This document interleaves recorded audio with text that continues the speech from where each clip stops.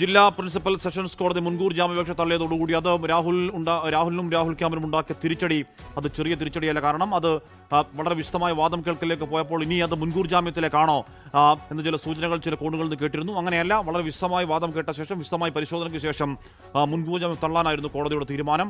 Within seconds രാഹുലിനെ പുറത്താക്കുന്ന കോൺഗ്രസ് തീരുമാനം വരികയും ചെയ്തു. ഇനിയിപ്പോൾ ഉള്ള ആകാംക്ഷ രാഹുൽ ഏതെങ്കിലും കോടതിയിൽ കീഴടങ്ങാൻ പോകുന്നു, അതോ രാഹുലിന്റെ ഒളികേന്ദ്രത്തിൽ പോയി പോലീസ് രാഹുലിനെ അറസ്റ്റ് ചെയ്യുകയാണോ ചെയ്യുന്നത് എന്നത് മാത്രമേ ഇനി ചോദ്യമായുള്ളൂ. ശ്രീത് കുറിച്ചിരുന്നു. ശ്രീത്ത്, വന്ന ബ്രഹ്മാസ്ത്രം എവിടെ പോയി എന്ന് പറഞ്ഞാൽ എയ്തുവിട്ട ബ്രഹ്മാസ്ത്രം അന്തരീക്ഷത്തിൽ അലയുകയാണെന്ന് വീശുകൂടെ ഒരു ട്രോൾ ഫേസ്ബുക്ക് പോസ്റ്റ് അടക്കം എന്തുകൊണ്ടാണ് ഇയാളെ ഇപ്പോഴും ചേർത്ത് എന്ന ചോദ്യമടക്കം പോയ മണിക്കൂറുകൾ കോൺഗ്രസ് കുറേയധികം ചോദ്യങ്ങൾ കേട്ടിരുന്നു.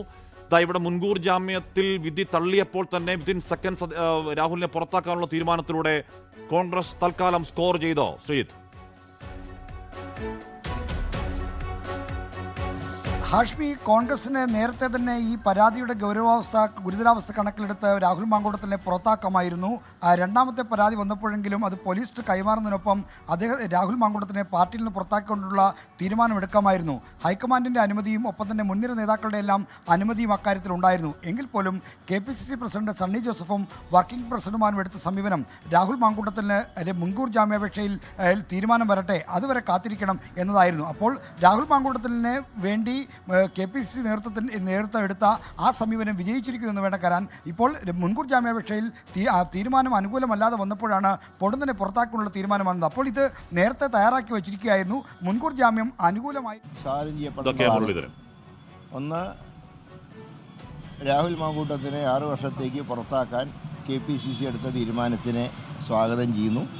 അതോടൊപ്പം തന്നെ മുൻകൂർ ജാമ്യം തള്ളിക്കൊണ്ടുള്ള കോടതി വിധിയും സ്വാഗതാർഹമാണ്. കാരണം പൊതുരംഗത്ത് ഒരു സംശുദ്ധി ഉണ്ടാവണം എന്നുള്ള കാര്യത്തിൽ യാതൊരു തർക്കവുമില്ല.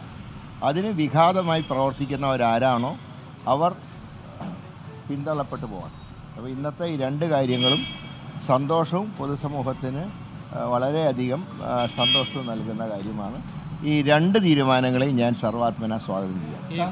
പുറത്താക്കൽ നടപടി വൈകി എന്നുള്ളൊരു അഭിപ്രായം അല്ല, ഇപ്പോഴെങ്കിലും അത് ആക്ഷൻ എടുത്താൽ അത് തന്നെ നല്ല കാര്യമല്ല. കാരണം തുടക്കത്തിൽ തന്നെ സസ്പെൻഡ് ചെയ്തു.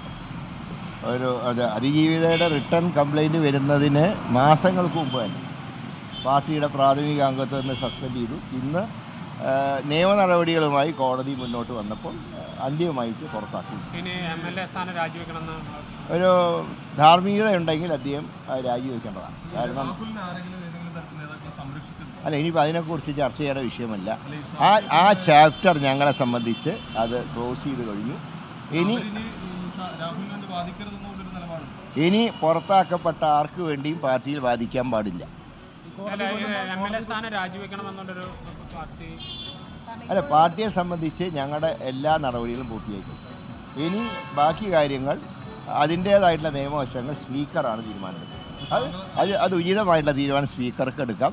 പക്ഷേ ഈ പറഞ്ഞതുപോലെ ധാർമ്മികതയുണ്ടെങ്കിൽ രാജിവെക്കണമെന്ന് ഞാൻ പറയുന്നില്ല. കാരണം ധാർമ്മികതയുള്ള പ്രവൃത്തിയല്ലല്ലോ ചെയ്തുകൊണ്ടിരുന്നത്.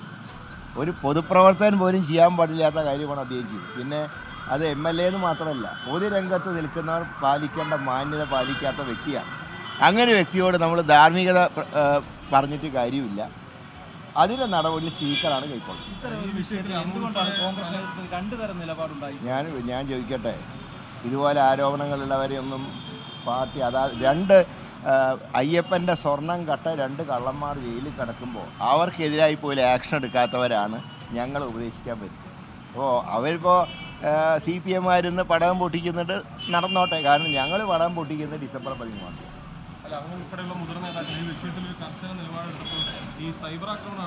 സൈബർ ആര് വില വയ്ക്കും? ഞാൻ പറയുന്നത് കൂലിത്തല്ലുകാർ ആര് വില വയ്ക്കാറ്?